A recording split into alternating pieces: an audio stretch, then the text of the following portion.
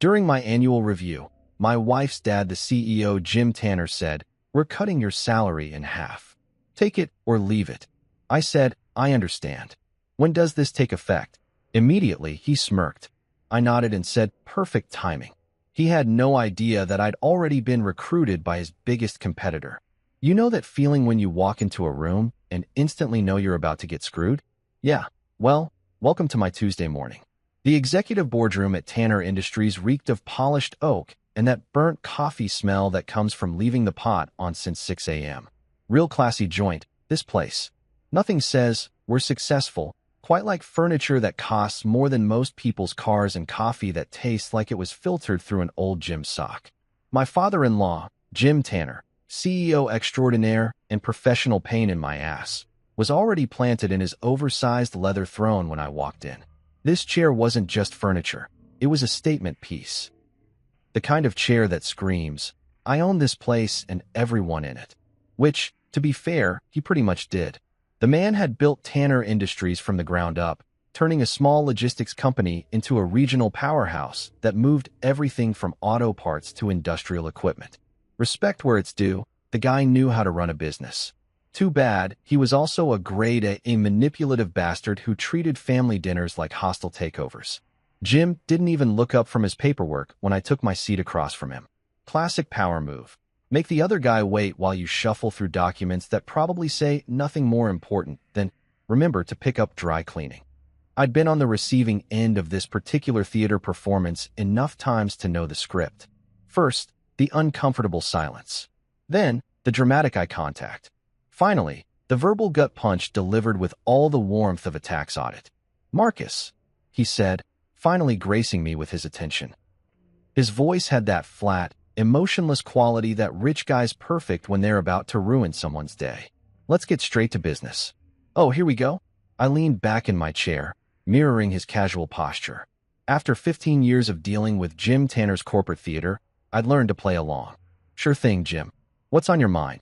He didn't waste time on pleasantries. Never did. Jim was the kind of guy who probably charged his own mother for Christmas dinner. "We're cutting your salary in half, Marcus," he announced like he was discussing the weather. "Take it or leave it." And there it was. The moment I'd been half expecting for months, delivered with all the ceremony of ordering a sandwich. 15 years of loyalty, late nights, missed family dinners, weekend calls, holiday emergencies. All of it brushed aside like lint on an expensive suit. 15 years of making this company millions while he took the credit, and I took the blame when things went sideways. I kept my face neutral, a skill I'd perfected during countless family gatherings where Jim's idea of small talk involved reminding everyone how generous he was for letting me marry his daughter. "I understand," I replied, my voice steady as a surgeon's hand. Inside, I was doing cartwheels. This arrogant son of a bitch had just handed me the best gift of my professional life, and he didn't even know it. Jim's smirk spread across his face like oil on water. He thought he'd crushed me, thought he'd finally put the outsider in his place. The man practically glowed with satisfaction, probably already planning how he'd tell this story at the country club. "Poor Marcus couldn't handle the pressure," he'd say. "Had to cut his salary just to keep him around." The other old boys would nod and agree that family businesses were tough, that sometimes you had to make hard choices. "It takes effect immediately," he continued, clearly savoring every word. The immediacy wasn't about cash flow or budget constraints. Tanner Industries was pulling in more money than ever. This was about power, about reminding me exactly where I stood in the family hierarchy. Spoiler alert, it wasn't at the top. I nodded once, slow and deliberate. "Perfect timing," I said. Those two words hung in the air between us like smoke from a cigarette. Jim's smirk faltered for just a second, not long enough for anyone else to notice, but I caught it.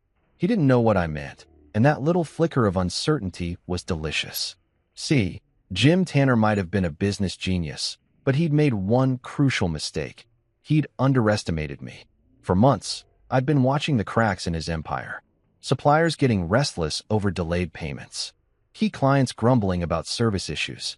Employees jumping ship to competitors. Jim was so busy playing king of the mountain that he'd stopped paying attention to the avalanche building beneath his feet. And me? I'd been taking notes. The thing about being the family outsider is that you learn to see things differently. While the Tanner boys, Claire's brothers Brendan and Oliver, were busy kissing Daddy's ring and playing office politics, I was actually working, building relationships with suppliers, solving client problems, keeping the wheels turning. Jim took credit for my wins and blamed me for every setback. But the people doing the real work? They knew who was actually running the show. Is there anything else you'd like to discuss? I asked, standing up from my chair with the kind of calm confidence that probably made him wonder if I'd suffered a concussion on the way to his office. Jim waved a dismissive hand. That's all, Marcus. I'm sure you understand the position the company is in. The position the company was in. Right. The company that had just posted record quarterly profits was apparently so strapped for cash that they needed to slash my salary. Makes perfect sense when you don't think about it at all. I walked toward the door, then paused with my hand on the brass handle. Jim, I said, turning back to face him, I want you to know that I really do appreciate everything you've done for me. His chest puffed up like a peacock's. The man lived for moments like this, when the help showed proper gratitude.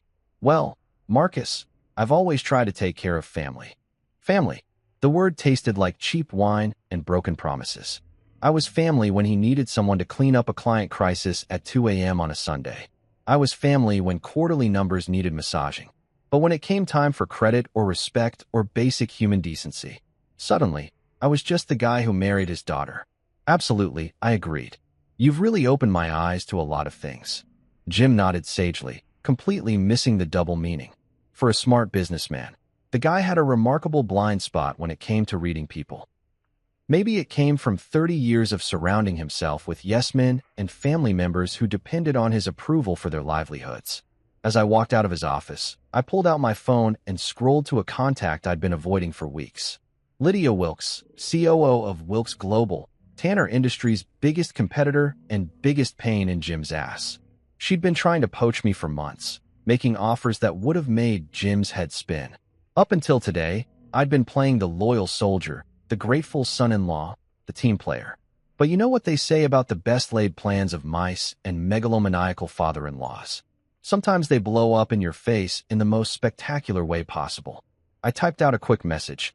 Lydia, let's talk. That offer's still on the table. Her response came back in less than 30 seconds. Always.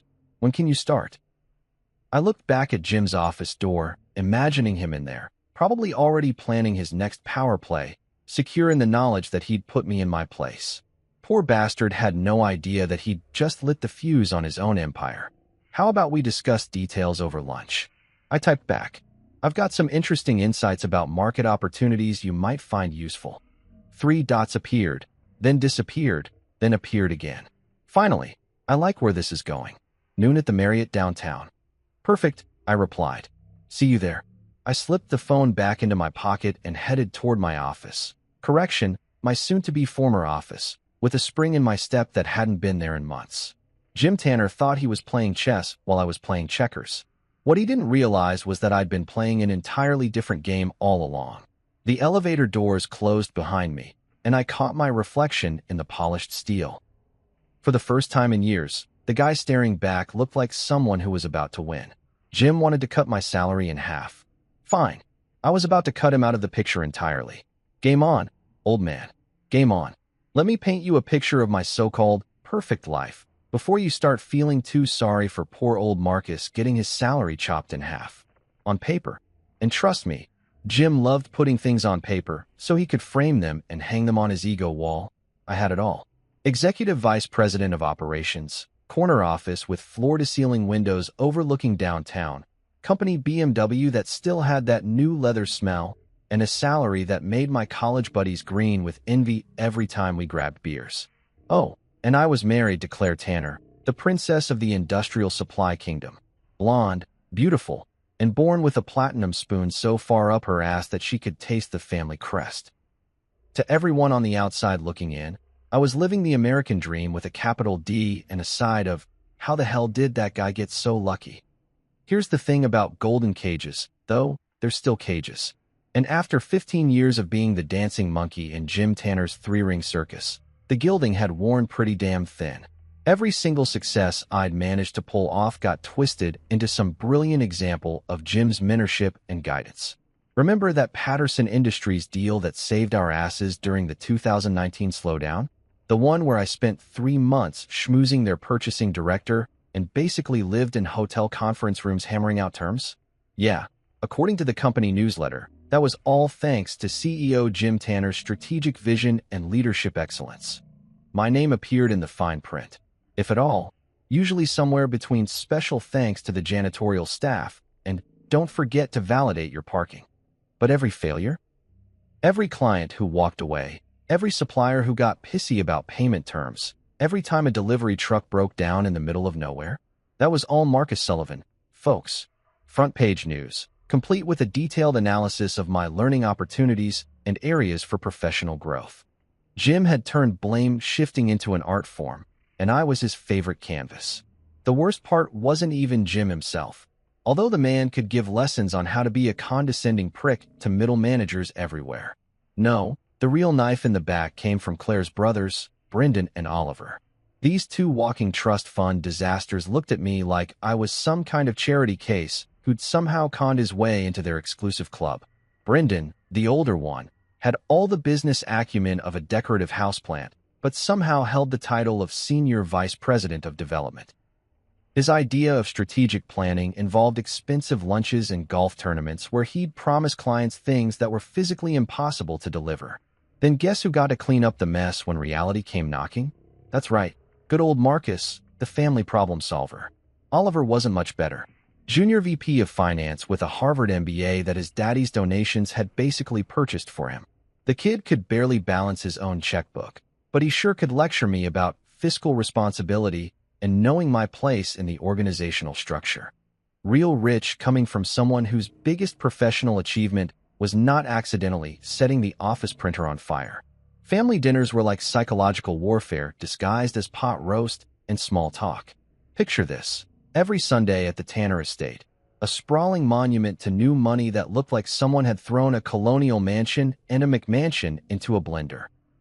Jim would hold court at the head of a dining table that could have doubled as a landing strip, dispensing wisdom and passive-aggressive commentary like some kind of industrial supply godfather. "Marcus," he'd say, cutting into his steak with surgical precision, "you're so lucky to be part of this family. Not everyone gets opportunities like this. Lucky. That word followed me around like a bad smell. Lucky to work 70-hour weeks. Lucky to take the heat when his golden boy screwed up. Lucky to sit at the kids' table of a business I'd helped build while Brendan and Oliver got to play with the grown-ups." Claire would just sit there, sipping her wine and nodding along like one of those dashboard bobbleheads. "Dad's right, honey. We're all so fortunate." Fortunate. Another favorite family buzzword. We were fortunate to have Jim's leadership. Fortunate to be part of his vision. Fortunate to shut up and do what we were told without asking inconvenient questions about things like respect or basic human decency. But the real kicker was how they talked about the business itself. According to the official Tanner family mythology, this was a dynasty built on hard work, family values, and good old-fashioned American ingenuity. The reality? Jim had inherited a decent-sized trucking company from his own father-in-law and spent 30 years leveraging other people's money and labor to turn it into something bigger. Not exactly the rags-to-riches story he loved telling at industry conferences. Behind the scenes, Tanner Industries was held together with duct tape, crossed fingers, and my personal willingness to work miracles on a regular basis.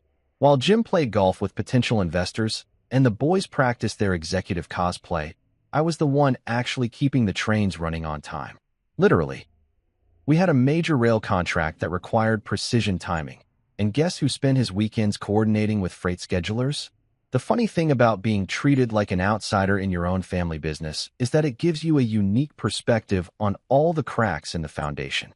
While everyone else was busy playing their assigned roles in the Tanner family drama, I was watching the real show, suppliers getting nervous about payment schedules, key employees updating their LinkedIn profiles, competitors circling like sharks who'd smelled blood in the water. Jim's empire looked solid from the outside, sure. Shiny offices, fancy company vehicles, quarterly reports that made investors happy. But I could see the rot underneath. Outdated systems that hadn't been upgraded since the Clinton administration. A management structure that prioritized family loyalty over actual competence. Client relationships held together by my personal reputation and about 15 years worth of favors that I'd called in to clean up other people's messes. And through it all, I played my part. Loyal son-in-law, dedicated employee, team player who never rocked the boat or asked for more than he deserved. I smiled at Jim's jokes, laughed along when Brendan told stories about his latest business school buddy's startup failure, and pretended not to notice when Oliver accidentally forgot to invite me to strategy meetings.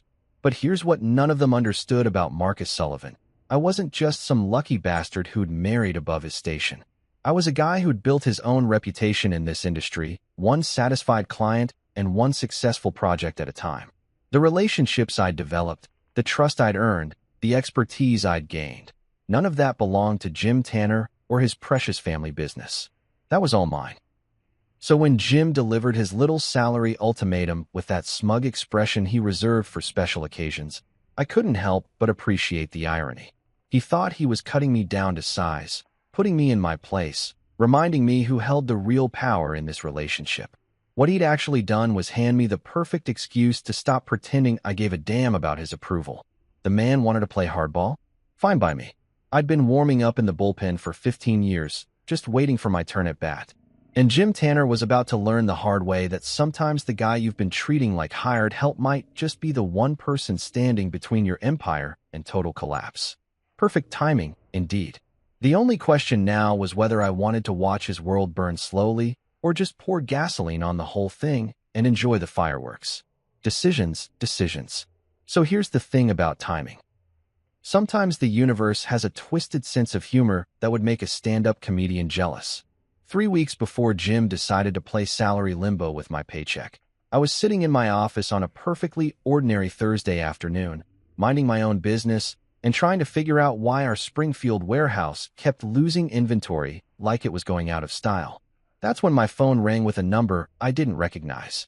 Now, in my line of work, unknown numbers usually meant one of three things: a client with a crisis that needed fixing yesterday, a supplier calling to complain about something that wasn't my fault, or some poor telemarketer who was about to get an earful about interrupting my lunch break. I almost let it go to voicemail, but something made me pick up. Call it instinct, call it boredom, call it whatever you want. Turns out it was the best decision I'd made in years. Marcus Sullivan, I answered, using my professional voice that suggested I was important enough to be busy but polite enough to take your call. Mr. Sullivan, this is Lydia Wilkes from Wilkes Global. Do you have a few minutes to talk? Holy shit. Lydia Wilkes. The Lydia Wilkes. If Jim Tanner was the king of regional industrial supply, then Lydia was the queen who'd been steadily expanding her territory and making his life miserable for the past 5 years. Wilkes Global had started as a West Coast operation but had been aggressively moving east, snatching up clients and contracts like they were Pokemon cards.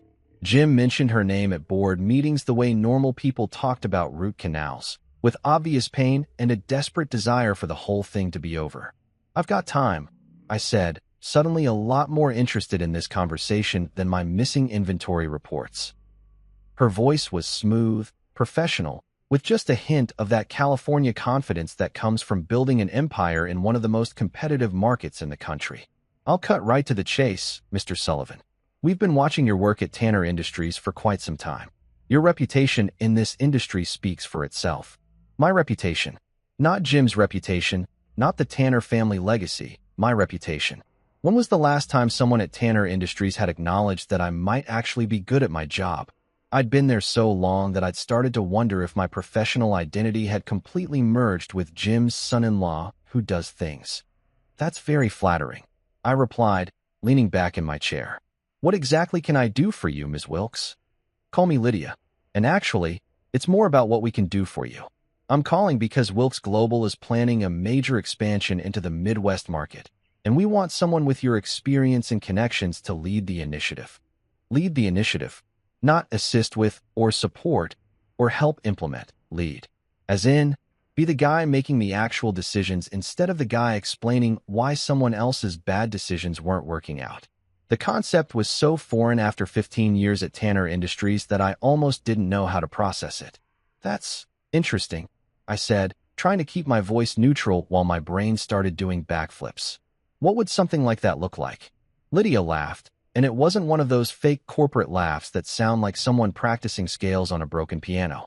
This was genuine amusement, like she could hear the carefully controlled excitement in my voice.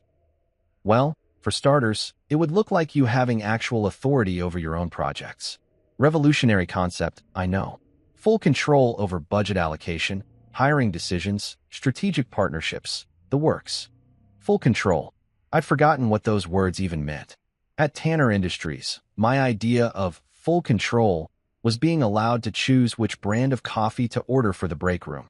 And even that required approval from the purchasing committee that Jim's nephew ran like his own personal fiefdom. We're not looking for an employee, Marcus, Lydia continued. We want a partner.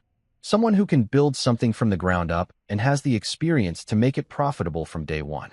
The compensation package would reflect that level of responsibility. Compensation package. She hadn't thrown out numbers yet, but something in her tone suggested we weren't talking about the kind of salary that gets cut in half during annual reviews. We were talking about the kind of money that comes with equity stakes and performance bonuses and all those other executive perks that Jim kept for family members only. And what makes you think I'd be interested in leaving my current position? I asked, partly because I was curious about her sales pitch and partly because I wanted to see how much she actually knew about my situation at Tanner Industries. There was a pause, just long enough for me to wonder if I'd overplayed my hand. Then Lydia spoke again, and her voice had shifted slightly. Less corporate smoothness, more straight talk. Marcus, I've been in this industry for 20 years. I know talent when I see it, and I also know when that talent is being wasted. From where I'm sitting, it looks like you've been doing the heavy lifting while other people take the credit. That gets old, doesn't it? Damn, either this woman was psychic, or my professional frustration was more obvious than I'd thought. Probably the latter. After 15 years of grinding my teeth through family meetings where my contributions got brushed aside like yesterday's newspaper, I'd probably developed some kind of visible twitch. I'm just saying, she continued, that we've built Wilkes Global by recognizing talent and giving it room to grow. We don't care about family trees or who went to which prep school. We care about results, and your results speak for themselves. Results. Another word that had gotten lost in translation at Tanner Industries, where results apparently mattered less than maintaining the proper chain of command and making sure nobody forgot who signed the paychecks. This is a very interesting conversation, Lydia, I said, which was corporate speak for holy crap, you're offering me everything I've wanted for the past decade. But I hope you understand that I'd need to think about something like this very carefully. Of course, I wouldn't expect anything less from someone with your professional standards. But Marcus, her voice took on a slightly sharper edge. Don't think too long. Opportunities like this don't stay open forever, and frankly, we're not the only ones who've noticed your work. The industry is smaller than most people realize. That last part hit me like a splash of cold water. She was right. The industrial supply world was basically a small town where everyone knew everyone else's business. If Lydia had noticed my situation at Tanner Industries, others probably had too. And if word got around that I was having conversations with competitors, Jim would lose his mind in the most spectacular way possible. I appreciate the call, Lydia, and the confidence you're showing in my abilities. Can I ask how long I'd have to consider this? Take your time, she said, but her tone suggested that take your time had some practical limitations. I'll be honest with you. We're looking to move on this expansion within the next few months. The market conditions are perfect right now, and we don't want to miss our window. But the right person is worth waiting for, and you're the right person. The right person, not the lucky guy who'd married into the family business. Not the outsider who should be grateful for whatever scraps fell off the table. The right person for the job, based on actual qualifications and track record. Novel concept. I understand completely, I replied, and I want you to know that I'm genuinely interested in hearing more details. This isn't just a polite brush-off. Good, Lydia said, and I could hear the smile in her voice. Because I hate polite brush-offs almost as much as I hate wasted potential. I'll email you some preliminary information about the expansion plans. Nothing proprietary, just enough to give you a sense of the scope we're talking about. Fair enough. More than fair. I'll keep an eye out for it. Excellent. And Marcus? I know this might feel like a big decision, but sometimes the biggest risk is not taking any risks at all. You've spent 15 years proving what you can do within someone else's system. Imagine what you could accomplish when you're actually running the show. Running the show? The phrase echoed in my head long after we'd hung up. I'd been so focused on climbing the ladder at Tanner Industries that I'd almost forgotten there were other ladders out there. Ones that didn't require me to kiss the ring of a megalomaniacal father-in-law who treated me like a glorified intern with a fancy title. I spent the rest of that afternoon staring out my corner office window, watching traffic crawl through downtown like ants carrying crumbs back to the colony. Funny how perspective changes everything. From up here, all those people looked like they were part of some grand plan, everyone knowing their role and playing their part. But I'd bet good money that most of them felt just as trapped in their daily grind as I did in my golden cage. The email from Lydia arrived exactly 43 minutes later, and let me tell you, the woman wasn't kidding about the scope of their expansion plans. We're talking about a full-scale invasion of Jim's territory, complete with distribution centers, client acquisition strategies, and enough startup capital to make my current operating budget look like lunch money. They weren't just planning to compete with Tanner Industries. They were planning to obliterate us. And they wanted me to be the guy holding the demolition charges. That night at dinner, Claire asked me why I seemed distracted. I told her it was just work stuff, nothing important. She nodded and went back to scrolling through Instagram, probably looking at pictures of other executives' wives living their best lives on company yachts and private jets. If only she knew that her husband had just been offered a chance to become one of those executives instead of just pretending to be one. But then again, Claire had never been particularly interested in the details of my professional life unless it affected her shopping budget or social calendar. 3 weeks later, when Jim delivered his salary ultimatum with all the subtlety of a brick through a window, I couldn't help but think about Lydia's words. Sometimes the biggest risk is not taking any risks at all. Turns out she was right about something else too. Perfect timing really is everything. You want to know when a marriage is really over? It's not during the screaming fights or the dramatic door-slamming exits you see in movies. Nope. It's during those quiet moments when your spouse looks right through you like you're a piece of furniture that needs dusting.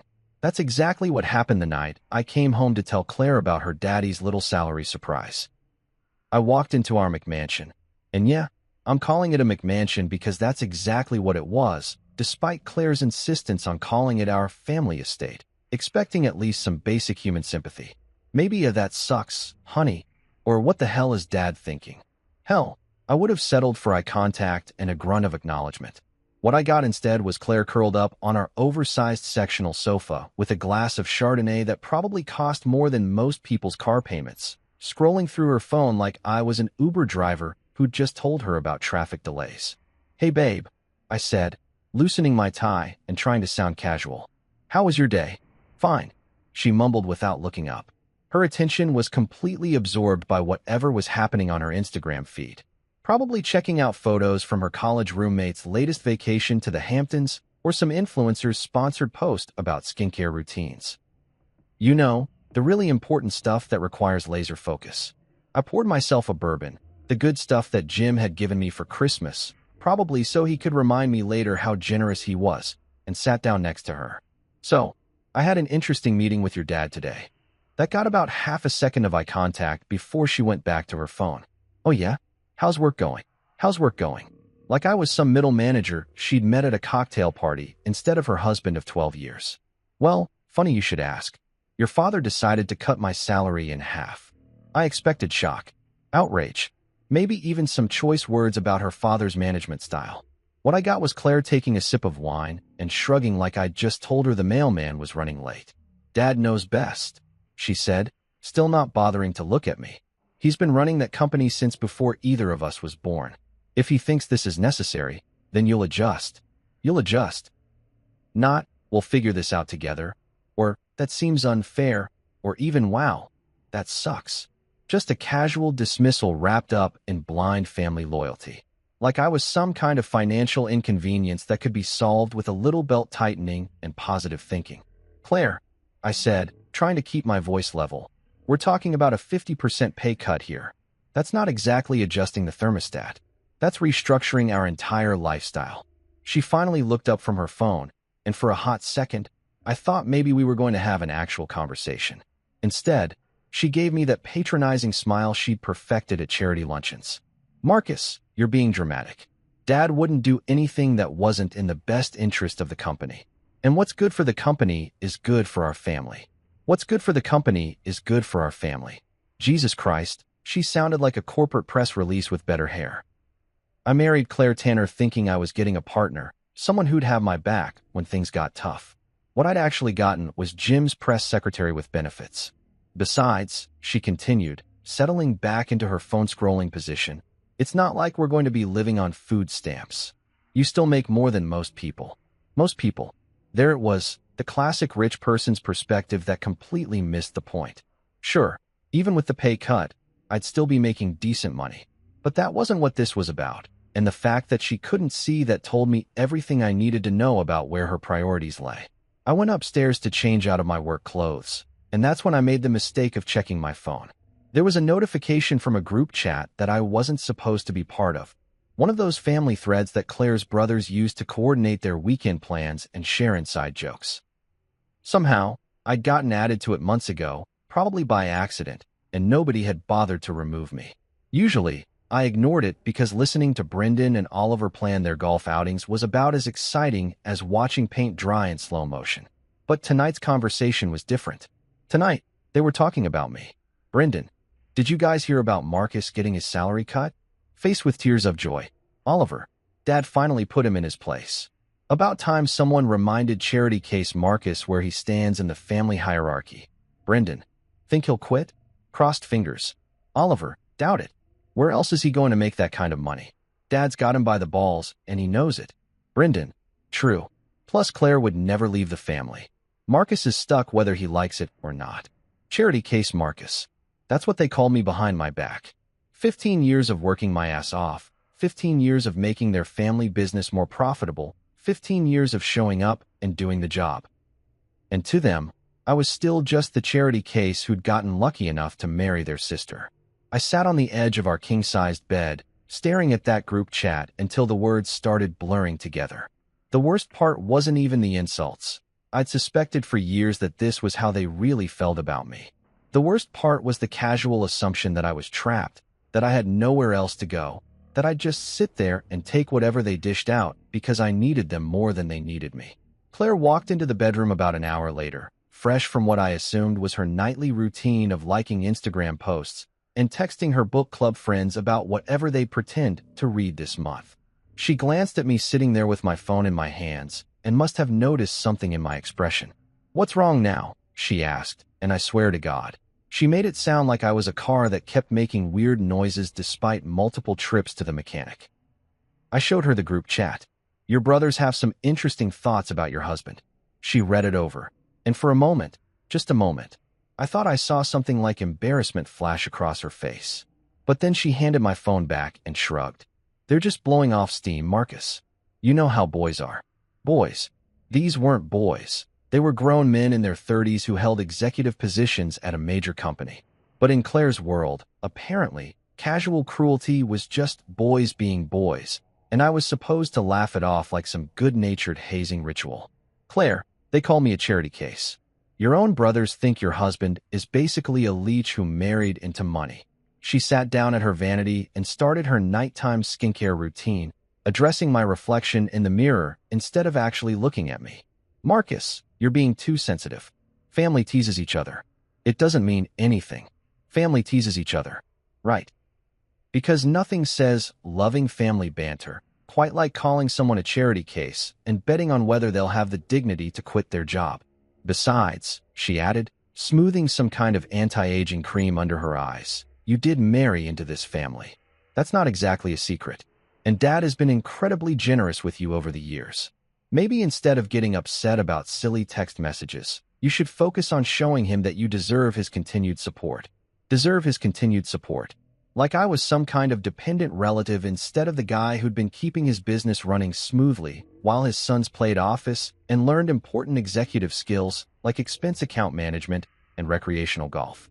I realized something sitting there, watching my wife defend her family's casual cruelty while she applied $70 face cream that was supposed to fight the aging process. Claire had never really seen me as her partner. I was an accessory to her lifestyle, a reasonably successful husband who looked good at company parties and didn't embarrass her at charity functions. The fact that I had feelings, ambitions, or professional pride of my own was basically irrelevant to the role I was supposed to play. When I didn't respond immediately, she turned around in her chair and gave me that look, the one that suggested I was being unreasonably difficult about something perfectly obvious. Marcus, you're part of this family now. That means supporting Dad's decisions, even when they're hard to understand. He's built everything we have. Everything we have. Not everything I'd helped build or contributed to. Everything he'd built that we were lucky enough to benefit from. In Claire's mind, I was still just the guy who'd won the lottery by marrying the boss's daughter. That night, lying in bed next to a woman who'd basically told me to shut up and be grateful for the scraps, I kept thinking about Lydia's words. We don't want an employee, we want a partner. Claire never asked how I felt about the salary cut. Never wondered if maybe her father was being unreasonable. Never considered that 15 years of loyalty and hard work might deserve more respect than a casual dismissal and a reminder to know my place. But you know what? That was fine. Because while she was busy being Daddy's little girl, I was starting to remember what it felt like to be Marcus Sullivan, the guy who'd built his own reputation in this industry long before he'd ever heard the name Tanner. And that guy was about to make some very interesting decisions. You know what they say about the best revenge? It's a dish best served cold, with a side of meticulous planning and a garnish of holy shit, I can't believe that just happened. Over the next week, I became the poster child for professional composure. I showed up to work every morning with a smile, attended Jim's painfully boring board meetings without complaint, and even laughed at Brendan's terrible jokes about quarterly projections.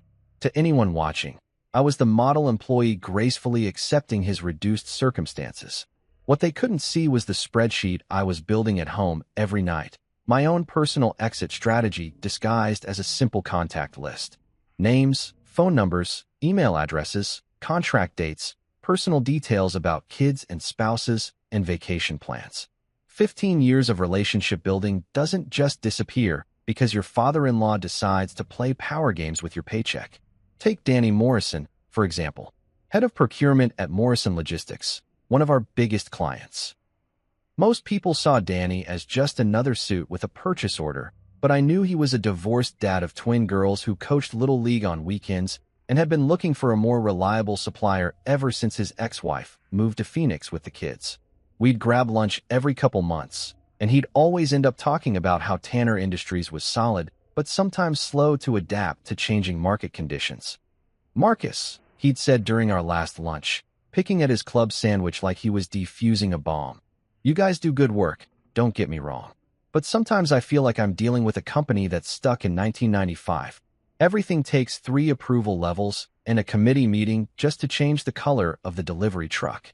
At the time, I'd made some diplomatic noises about corporate efficiency and process improvement. But now I was thinking about how Danny might react if someone offered him the same quality service with half the bureaucratic bullshit and maybe a 10% discount for switching vendors. Hypothetically speaking, of course. Then there was Sandra Chun, our operations manager who'd been with the company for 8 years and knew our delivery systems better than Jim knew his own golf handicap.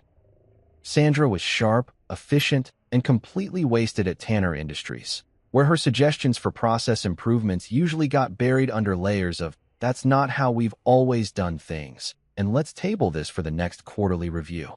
I made it a point to grab coffee with Sandra that Wednesday, just 2 colleagues catching up on warehouse efficiency metrics and staffing schedules. Nothing suspicious about that, right? You know what's crazy, Marcus, she said, stirring sugar into her coffee with the kind of precision that made her so good at logistics coordination. I've been thinking about updating our entire inventory tracking system. We could cut delivery times by 20% and reduce overhead costs by streamlining the distribution network. But every time I bring it up, Jim wants 3 different feasibility studies and a cost-benefit analysis that takes 6 months to complete. That does sound frustrating, I replied, mentally adding Sandra's name to my growing list of people who might be interested in working for an organization that actually valued innovation over tradition. It is frustrating, she continued. Sometimes I wonder what it would be like to work somewhere that actually wanted to improve instead of just maintaining the status quo. You know what I mean? Oh, Sandra, if only you knew how much I understood exactly what you meant. By Friday, I had what you might call a comprehensive overview of Tanner Industries' most valuable assets. And I'm not talking about the warehouses or the truck fleet. I'm talking about the people who actually made things work, the clients who generated revenue, and the suppliers who kept our operations running smoothly. Funny how when you start paying attention to who really drives the business, you realize how much of it has nothing to do with family names or corner offices. My phone had been buzzing with messages from Lydia all week, nothing pushy, just professional follow-ups and additional details about Wilkes Global's expansion timeline. She was smart enough to know that rushing a guy making this kind of decision was a good way to spook him into staying put. But she was also smart enough to keep the conversation going, to make sure I didn't forget about the opportunity while I was busy playing loyal employee. Thursday night, she sent me a text that wasn't quite business and wasn't quite personal. Hope you're having a good week. No pressure on our previous conversation, but I thought you might find this interesting. Attached was a link to an industry article about companies that had successfully expanded into new markets by hiring executives with established regional connections. The article was basically a case study in everything I'd been thinking about. Companies that trusted experienced hires to build new divisions. Executives who'd taken calculated risks and been rewarded with equity stakes and real authority. Success stories that started with someone deciding they were worth more than whatever scraps their current employer was throwing their way. I forwarded the article to my personal email and saved it in a folder I'd labeled Professional Development. Claire never checked my computer anyway. She was too busy managing her own social calendar and planning charity committee meetings where rich wives got together to feel good about donating other people's money to causes they'd never actually volunteer for themselves. The real breakthrough came Friday afternoon during what was supposed to be a routine staff meeting. Jim was holding court at the head of the conference table, explaining his vision for the next quarter like he was revealing the cure for cancer. Brendan and Oliver flanked him like matching bookends, nodding enthusiastically at every pronouncement. The rest of us, the people who actually did the work, sat there taking notes and trying to look interested. Our competitive advantage, Jim declared, gesturing at a PowerPoint slide that looked like it had been designed by a particularly unimaginative intern, lies in our established relationships and time-tested processes. While other companies chase after every new trend, we stick with what works. Established relationships, time-tested processes. Corporate speak for, we're too lazy and set in our ways to adapt to changing market conditions. I glanced around the table at faces that ranged from politely attentive to barely concealed boredom. These people knew the score. They'd been hearing variations of this same speech for years while watching competitors eat our lunch with better technology and more flexible service options. After the meeting, I lingered in the conference room, pretending to review my notes while everyone else filed out. That's when I overheard Brendan talking to Oliver by the elevator. "Dad's really putting the screws to Marcus," Brendan was saying, and he sounded way too pleased about it. "Think it'll finally get him to quit?" "Nah," Oliver replied. "Guy's got nowhere else to go. Dad's been carrying him for years. Without the Tanner name backing him up, he's just another middle-aged operations guy with a decent resume. Just another middle-aged operations guy. That's how they saw me. Interchangeable, disposable, completely dependent on their family's generosity for my professional survival." The fact that I'd been the one actually building and maintaining most of those established relationships Jim loved bragging about was apparently irrelevant. That night, I sat in my home office and opened up a fresh document on my computer. Not a resignation letter. I wasn't quite ready for that level of drama. Instead, I started writing what you might call a professional inventory. Every client relationship I developed personally. Every supplier who trusted me more than they trusted the Tanner Industries corporate structure. Every employee who'd come to me with problems because they knew I'd actually listen instead of referring them to HR for a consultation about proper channels. The list was longer than I'd expected. 15 years of showing up and doing the job had created a network that belonged to me, not to Jim's company. These weren't just business contacts. They were people who'd worked with Marcus Sullivan, not just some guy who happened to work for Tanner Industries. I also started a second list, internal processes and systems that I developed or improved over the years. Inventory management protocols that had saved the company hundreds of thousands in waste. Client communication systems that had reduced complaint calls by 60%. Staff scheduling innovations that had boosted productivity while keeping overtime costs under control. None of these improvements had Jim's name on them. None of them required the Tanner family seal of approval to work effectively. They were solutions I'd created, tested, and implemented because I'd identified problems and figured out ways to fix them. In other words, they were portable.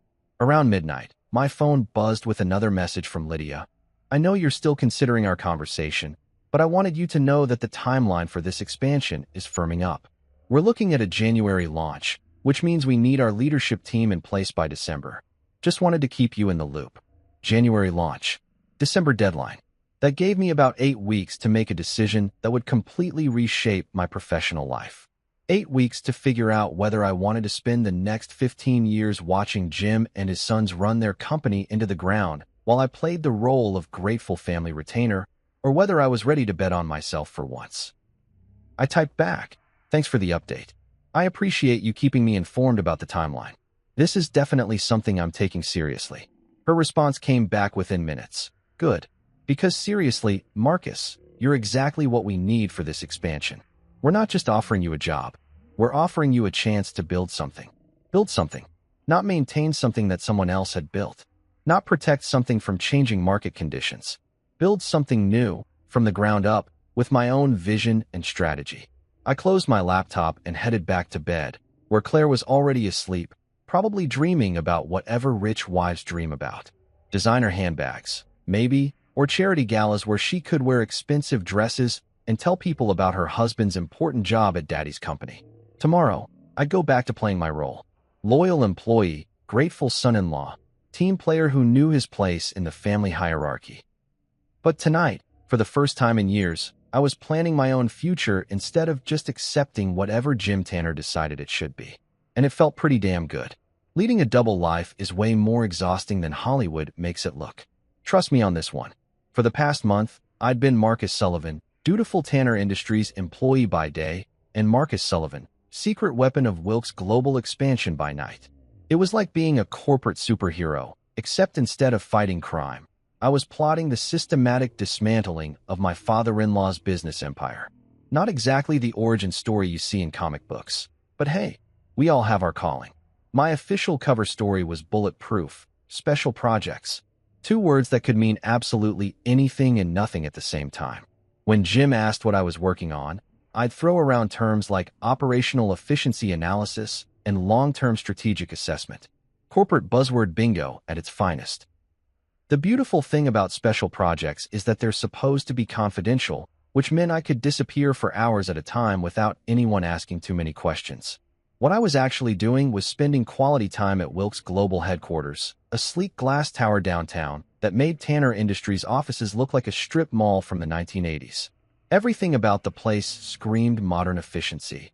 Open floor plans that actually promoted collaboration instead of just looking trendy. Conference rooms with technology that had been invented sometime after the Bush administration, and a coffee machine that produced beverages you could drink without questioning your life choices. Lydia had introduced me to her brother Mason during my second visit, and let me tell you, the family resemblance was strong. Same sharp intelligence, same direct communication style, same complete lack of patience for corporate bullshit. Mason ran the financial side of Wilkes Global with the kind of precision that made Jim's shoot-from-the-hip management style look like what it was, outdated and ineffective.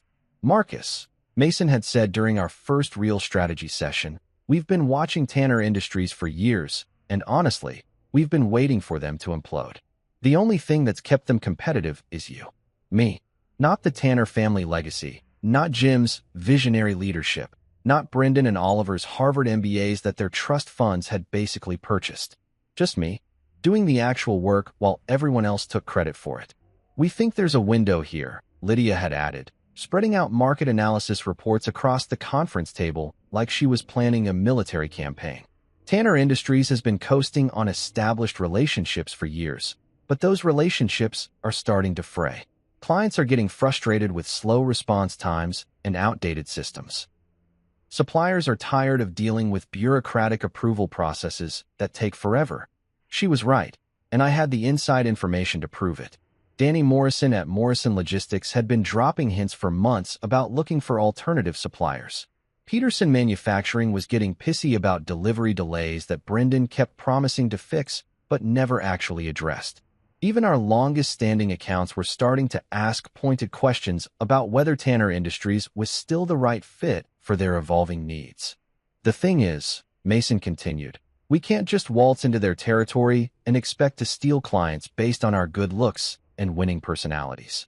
We need someone who already has those relationships, someone clients trust and respect, someone who knows exactly where the weak spots are. Someone who knows exactly where the weak spots are. After 15 years of watching Jim run Tanner Industries like his personal kingdom, I could write a dissertation on weak spots. Hell, I'd been mentally cataloging them for years, filing away every inefficiency and every missed opportunity like evidence in a case I didn't know I was building. The beautiful thing about the Wilkes Global operation was how different it felt from every business meeting I'd ever attended at Tanner Industries. Instead of corporate theater and family politics, we talked about actual strategy, real numbers, realistic timelines, achievable goals that didn't require sacrificing quality or ethics to accomplish. It was like discovering that business meetings could actually be about business instead of ego management and succession planning. We're thinking aggressive but smart, Lydia explained during one particularly productive afternoon session. We don't want to just compete with Tanner Industries. We want to make them irrelevant. But we need to do it the right way, with better service, better technology, and better relationships. Better relationships. That's where I came in. See, while Jim had been busy playing corporate royalty for the past 15 years, I'd been doing something revolutionary. I'd been treating suppliers like actual human beings instead of disposable vendors. Crazy concept, I know. Like Tommy Rodriguez at Midwest Distribution, who'd been dealing with Tanner Industries for 8 years and had never once spoken directly to Jim or either of his sons. But Tommy and we'd grab lunch every couple months, and I knew about his kids' soccer team and his wife's art gallery and his plan to expand his operation into Indiana. When I mentioned that Wilkes Global was looking for reliable distribution partners in the region, Tommy's ears perked up like a golden retriever hearing a can opener. You know, Marcus, he'd said, leaning across the table at our usual diner, I've been thinking about diversifying our client base anyway. Tanner Industries is solid, but putting all our eggs in one basket makes me nervous. If Wilkes Global is looking for partners instead of just vendors, that sounds like something worth exploring. Partners instead of vendors. The difference between those two words could make or break a business relationship, and Jim had never figured that out. To him, suppliers were interchangeable resources that existed to serve Tanner Industries' needs and should be grateful for the privilege. To me, they were collaborators who could make or break our success if treated with basic respect and professionalism. Within 2 weeks, I had preliminary agreements with 3 major suppliers who were ready to jump ship the moment Wilkes Global officially entered the market. Not contracts. I wasn't stupid enough to put anything in writing while I was still technically employed by the competition, but conversations, handshake agreements, verbal commitments from people who trusted Marcus Sullivan more than they trusted the Tanner Industries corporate structure. The client side was even easier. Turns out that when you spend 15 years actually solving people's problems instead of just taking orders from the corner office, those people remember who was really taking care of them. Sarah Kim at Industrial Solutions Group had been dealing with delivery delays for months because Oliver kept promising improvements that never materialized. When I casually mentioned that I might be exploring new opportunities with a company that prioritized customer service, she practically begged for details. Marcus, you've been the only reason we've stuck with Tanner Industries this long, she'd said during what was supposed to be a routine quarterly review. If you were working somewhere else, somewhere that actually gave you the authority to fix problems instead of just apologizing for them, we'd follow you in a heartbeat. We'd follow you in a heartbeat. Music to my ears. 15 years of being treated like an interchangeable cog in Jim's machine, and it turned out that the clients saw me as the face of the company's competence. Who would have thought? The hardest part was maintaining my cover at home. Claire had started noticing my late nights, but her definition of curiosity was about as deep as a puddle after a light drizzle. When she asked where I'd been, I'd tell her the truth. Company business. She just assumed I meant her father's company, which technically I did, just not in the way she was thinking. You've been working so hard lately, she'd say, not looking up from whatever reality show was rotting her brain that particular evening. Dad must really be keeping you busy. Dad must really be keeping me busy. If only she knew that her precious daddy was about to find out exactly how busy I'd been, just not on his behalf. But Claire lived in a world where Daddy always knew best and Marcus always did what he was told. So the possibility that I might be planning my own future instead of just accepting whatever Jim decided it should be probably never crossed her mind.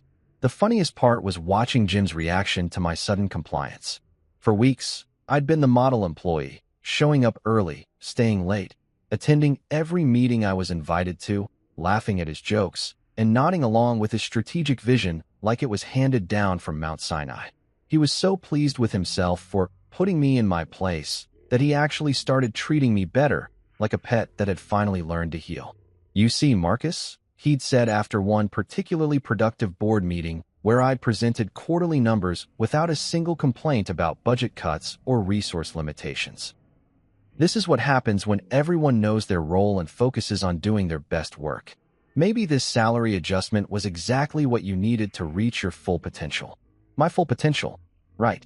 If Jim only knew that my full potential involved dismantling his business model piece by piece while he patted himself on the back for being such an effective leader. Thursday afternoon, my phone buzzed with a text from Lydia. "How are you feeling about January?" "Still on track." I typed back. "More than ready. Everything's falling into place." And it was. Suppliers lined up, clients ready to follow, employees who'd jump at the chance to work for a company that actually valued their contributions. Jim Tanner thought he'd broken me with his little power play, thought he'd reminded me who was really in charge. What he'd actually done was give me the motivation to show him what real leadership looked like. The Midwest Industrial Supply Conference happens every November in Chicago, and it's basically the Super Bowl for guys like us who get excited about logistics optimization and supply chain management. 3 days of seminars, networking events, and vendor showcases where everyone pretends to care about innovative solutions while really just trying to figure out who's sleeping with whom and which companies are about to go belly up. This year's theme was adapting to tomorrow's challenges, which was corporate speak for how do we make more money while spending less on everything. Jim had been looking forward to this conference for months, partly because he loved playing big shot in front of his industry peers, and partly because Tanner Industries was one of the keynote sponsors. Nothing strokes a CEO's ego quite like having your company logo plastered all over convention center banners while you deliver profound insights about market leadership to a captive audience of potential clients and competitors.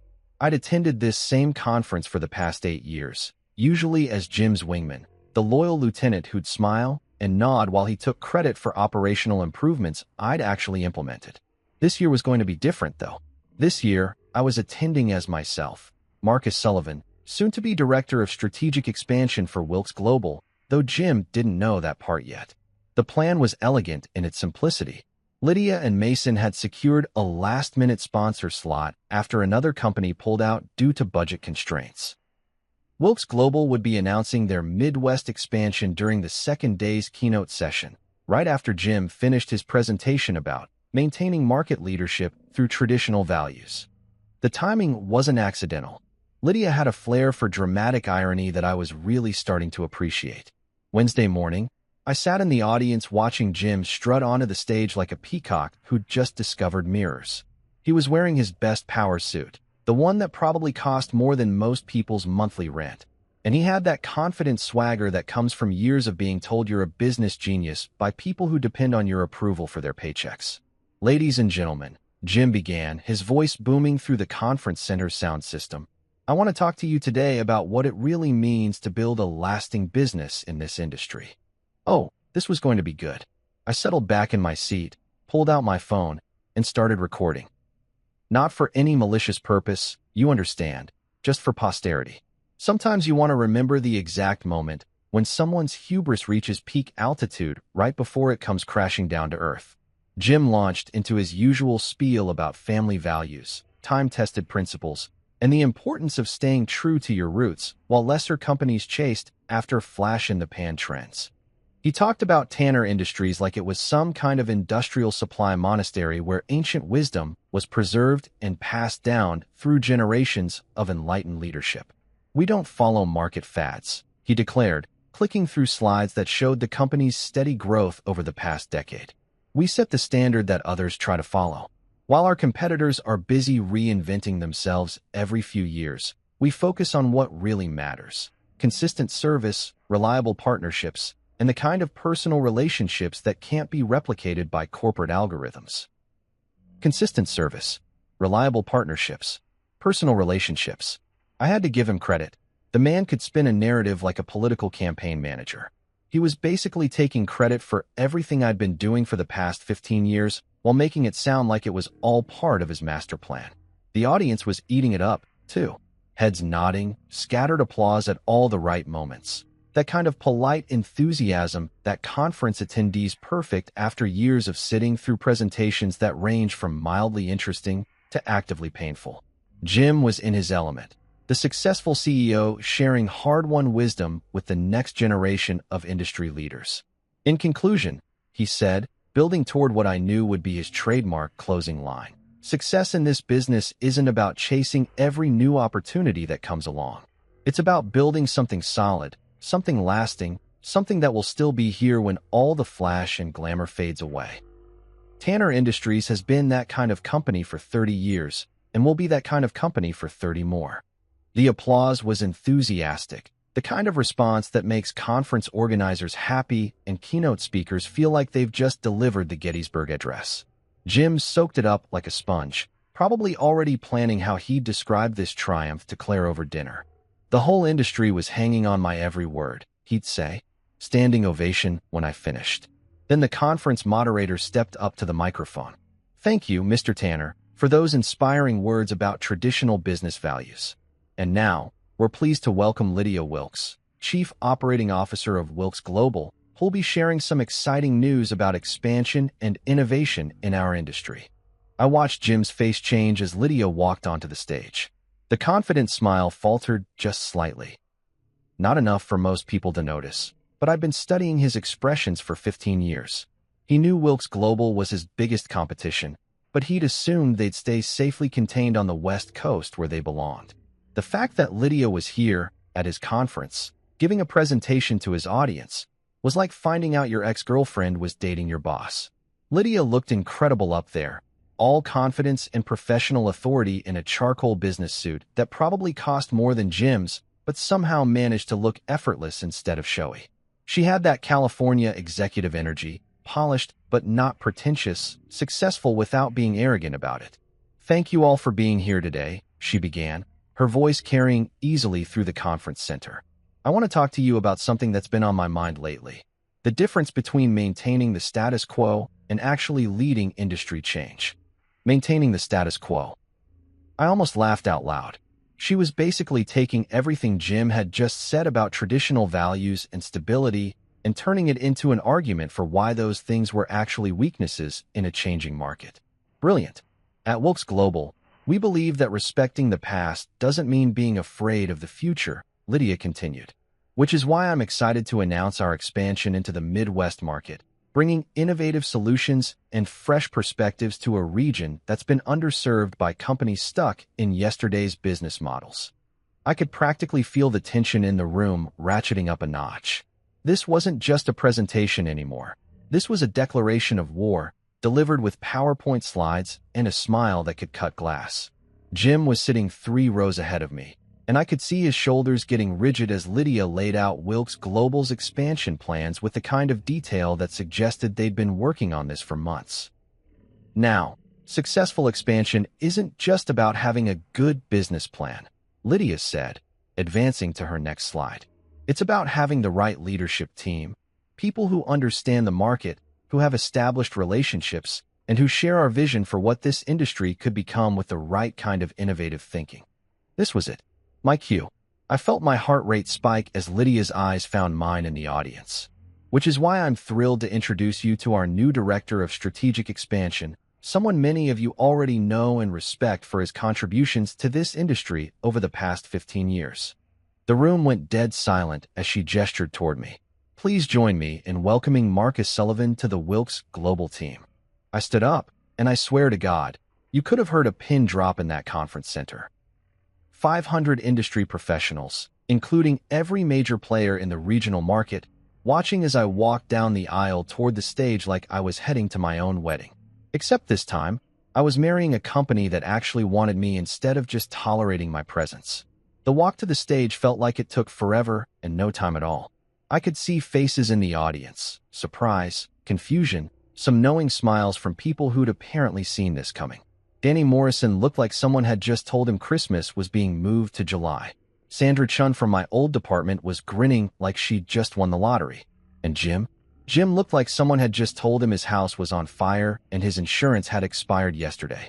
I shook Lydia's hand on stage, the cameras flashing like we were signing a peace treaty instead of launching what amounted to a business war. The handshake lasted just long enough for me to catch Jim's eye in the audience, just long enough to mouth two words that I'd been saving for exactly this moment. Perfect timing. His face went through about 6 different shades of red before settling on a color that I can only describe as a stroke victim purple.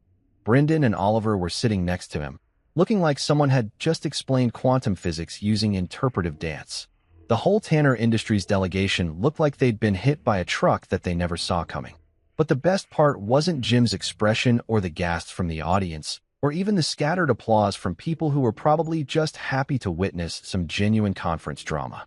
The best part was the feeling of finally being introduced as myself instead of as someone's son-in-law or employee or lucky bastard who'd married above his station. Marcus brings 15 years of operational excellence and industry relationships to our expansion team, Lydia announced to the crowd. His track record speaks for itself, and we're confident that his leadership will make our Midwest operations a success from day one. His leadership, his track record, his success. After 15 years of having my achievements attributed to Jim's guidance and my failures blamed on my limitations, hearing someone acknowledge my actual contributions felt like winning the professional lottery. I stepped up to the microphone, looked out at an audience that included every major player in the regional industrial supply market, and smiled. Thank you, Lydia. I'm excited to be part of a team that values innovation and results over tradition for tradition's sake. Wilks Global represents everything I believe this industry can become when we stop limiting ourselves to what we've always done and start focusing on what we could accomplish. The applause was genuine this time, and I could see people in the audience already pulling out their phones to text colleagues who weren't at the conference. By tomorrow morning, every supplier, client, and competitor in the Midwest would know that Marcus Sullivan had just declared independence from the Tanner Industries empire. As I walked off the stage, I caught sight of Jim again. He was still sitting in his seat, but his confident posture had completely collapsed.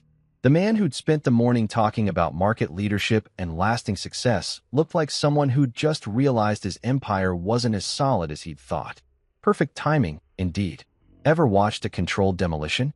You know, where they place charges at just the right structural points and then hit the button to watch a whole building come down in about 15 seconds. That's basically what happened to Tanner Industries over the next 6 weeks, except instead of explosives, I'd used 15 years of inside knowledge and a carefully cultivated network of people who were tired of Jim's bullshit. The first domino fell exactly 3 days after the conference. Danny Morrison called me on my new Wilks Global number. Yeah, I had a company phone now, with my own voicemail message and everything, to confirm the contract terms we'd discussed. Morrison Logistics was officially jumping ship, taking their $2.3 million annual account with them. That might not sound like empire-toppling money, but in the industrial supply business, losing a major client is like getting a public vote of no confidence from people who actually understand your operation. Marcus, Danny said, and I could practically hear him grinning through the phone. I've got to tell you, working with Wilks Global feels like stepping into the 21st century. You guys actually answer emails within the same business day. Revolutionary concept. Within the same business day. At Tanner Industries, responding to client emails was apparently considered a luxury service that required committee approval and a cost-benefit analysis.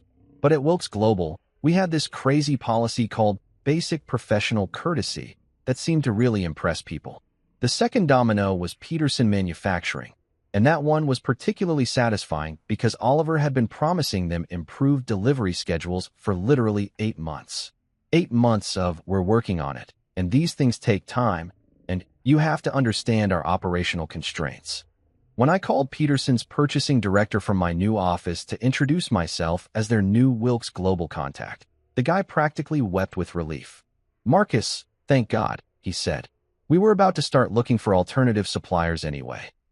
Oliver Tanner couldn't organize a two-car parade, let alone fix our delivery issues.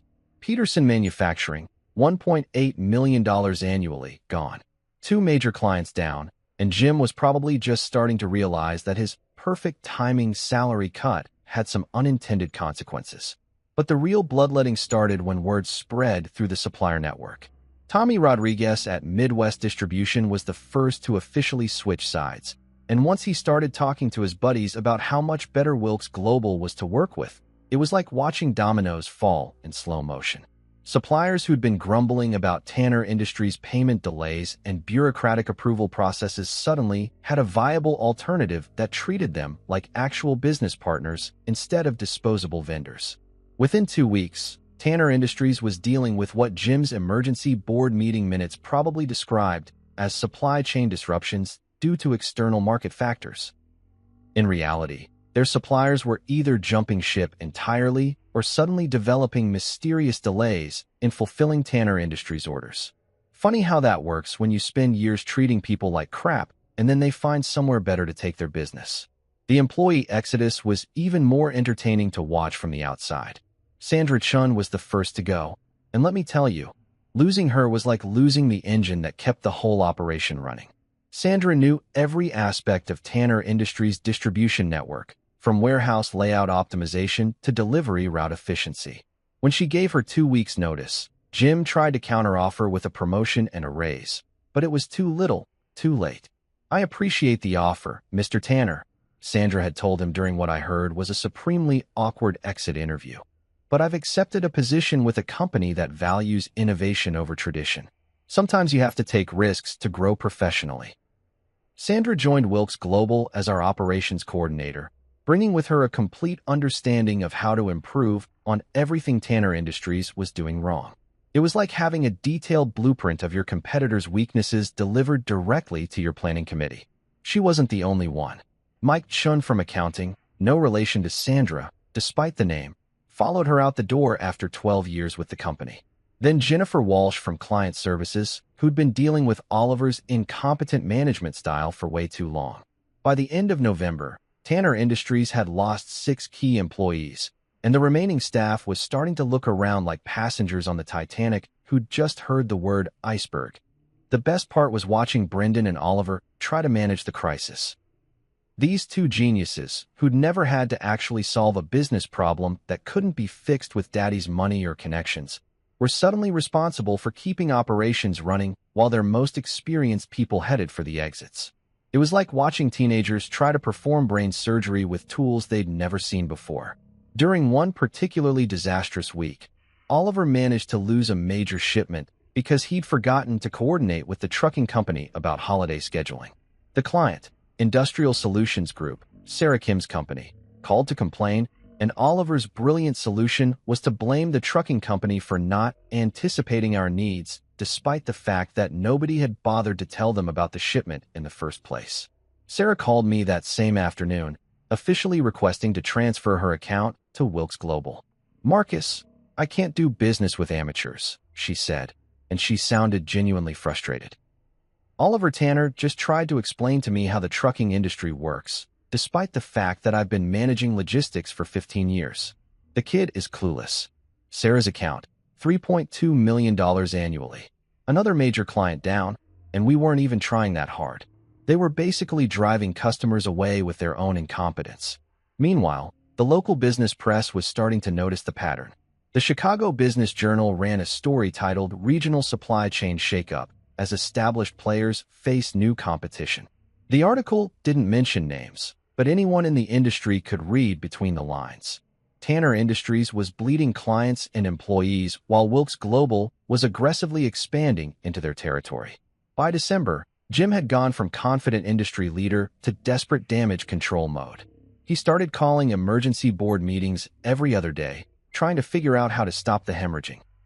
The company's credit rating got downgraded after suppliers started demanding faster payment terms, which created a cash flow problem that made it even harder to compete on pricing. Claire finally noticed something was wrong when Jim started showing up at our house for family dinners, that were really strategy sessions disguised as pot roast and small talk. She'd sit there looking concerned while her father ranted about disloyal employees and predatory competitors who were trying to destroy everything he'd built. "I don't understand what's happening," she said to me one night after Jim had left following a particularly intense discussion about market pressures and competitive threats. "Dad's company has always been so stable. Why is everything falling apart now?" Everything falling apart now. Sweet, naive Claire, who'd lived her entire life believing that Daddy's success was some kind of natural law that couldn't be challenged by mere mortals with better ideas and superior execution. The possibility that her father's empire might have some structural weaknesses had apparently never crossed her mind. "Market conditions change," I told her, which was technically true.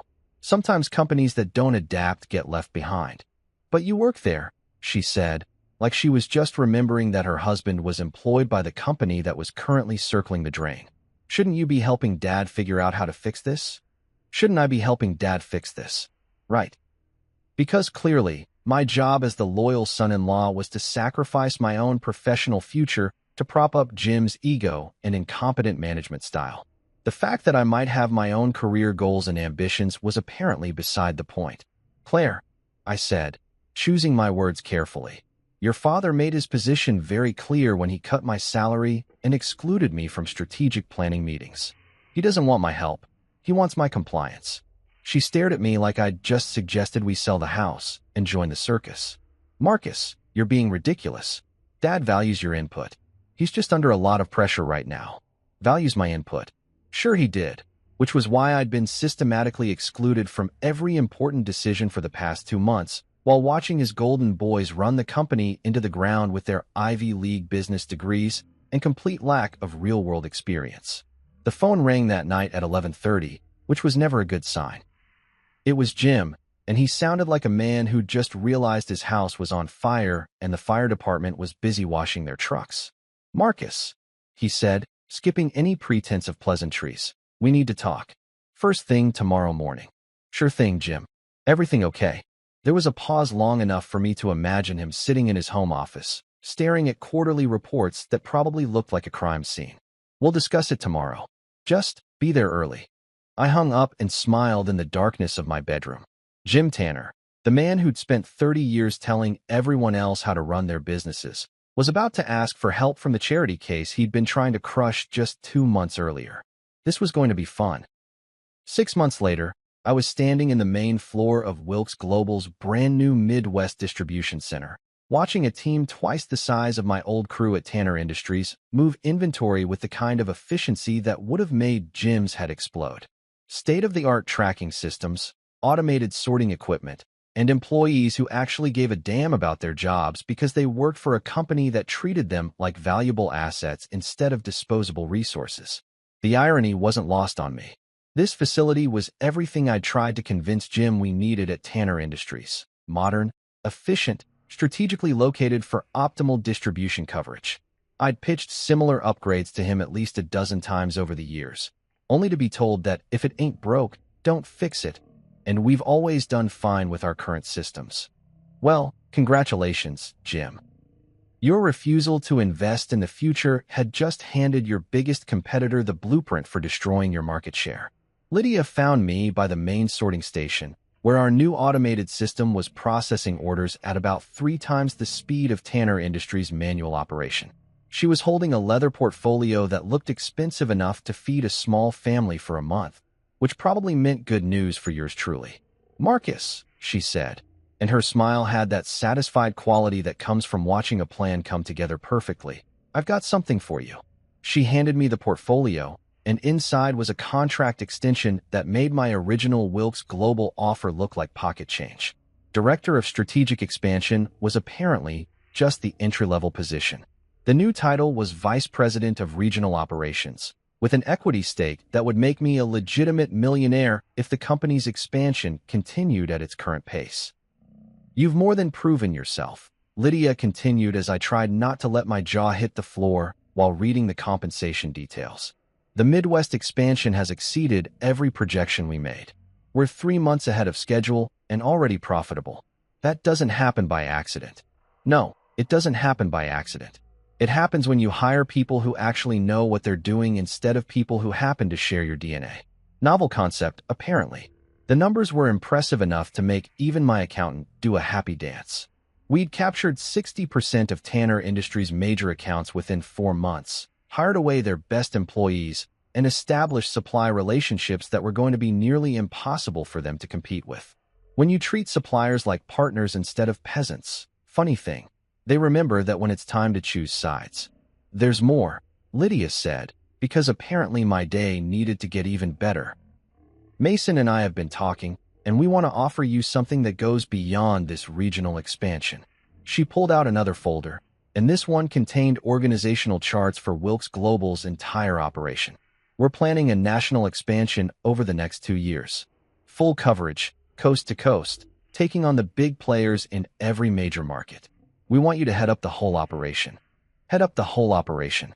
As in, be the guy making strategic decisions for a company that was about to become a major player in the national industrial supply market. As in, stop being someone's employee and start being someone's business partner with real authority and real rewards. I looked around the distribution center again, watching people who used to work for Tanner Industries doing their jobs with the kind of enthusiasm that comes from being treated with respect and given room to excel. Sandra Chun was training new hires on inventory management. Mike from accounting was implementing cost-tracking systems that actually made sense. Jennifer Walsh was building client relationships that would last for years instead of just hoping clients wouldn't notice how screwed up everything was behind the scenes. What do you think? Lydia asked. Ready to take on the big leagues? What did I think? I thought about Jim Tanner sitting in his oversized office, probably staring at quarterly reports that looked like a medical examiner's findings. I thought about Brendan and Oliver trying to explain to their board of directors how they'd managed to lose half their client base to a competitor they'd never taken seriously. I thought about Claire, who'd filed for divorce 3 months ago when she'd finally realized that being married to me wasn't quite as advantageous as it used to be. The divorce had been predictably ugly, with Claire's lawyers trying to argue that my Wilks Global position was somehow community property that she deserved to benefit from. Apparently, even after our marriage imploded, she still thought she was entitled to profit from my professional success. The judge had been less impressed with that argument than she'd hoped. You know what, Lydia? I said, closing the contract folder and extending my hand for a handshake that would officially make me a vice president at one of the fastest-growing companies in the industry. I think I'm ready. The local business press had been having a field day with the whole situation. The Rise and Fall of Tanner Industries, a case study in family business succession, had been the headline in last month's Regional Commerce Review. The article quoted industry insiders who blamed the company's decline on outdated management practices and failure to retain key talent. Key talent. That would be me, folks. The charity case, who apparently wasn't executive material, had just been promoted to run national operations for a company that was kicking his former employer's ass up and down the supply chain. The best part wasn't even the professional vindication or the money or the equity stake that was going to make me genuinely wealthy instead of just well compensated. The best part was walking into industry conferences now and having people treat me like Marcus Sullivan, successful executive, instead of Marcus Sullivan, Jim Tanner's son-in-law who'd gotten lucky. Jim tried calling me exactly once, about 2 months after the conference disaster. I let it go to voicemail, and his message was a masterpiece of desperate corporate speak. Marcus, I think there may have been some misunderstandings about your role at Tanner Industries. Perhaps we could sit down and discuss how to move forward in a way that benefits everyone involved. Misunderstandings about my role. Benefits everyone involved. The man who'd publicly declared that I wasn't executive material was suddenly interested in revisiting our professional relationship now that his company was hemorrhaging money and reputation. I deleted the message without calling him back. Some bridges are meant to be burned, and watching them burn from a safe distance while sipping expensive whiskey is one of life's genuine pleasures. Trade journals started calling me the man who dethroned Tanner, which was probably giving me more credit than I deserved, but sounded pretty badass on business cards. The truth was simpler. I just stopped accepting a situation that was beneath my worth and started working for people who recognized what I brought to the table. 6 months ago, I was the grateful son-in-law who should have been thankful for whatever scraps Jim decided to throw my way. Now I was the vice president of a company that was rewriting the rules for how business gets done in this industry, with an equity stake that would set me up for life and the professional respect that I'd been earning for 15 years but never receiving. Standing in that distribution center, watching efficiency and professionalism in action, I couldn't help but think about Jim's words from our last conversation. Perfect timing. He'd been right about that, just not in the way he'd intended. Jim Tanner had wanted to cut my salary in half and remind me of my place in his family hierarchy. Instead, he'd cut himself out of his own empire and handed me the keys to build something better. Me? I wasn't just surviving the corporate politics and family drama anymore. I was writing the next chapter of my own success story, and it felt pretty damn good to be holding the pen for once.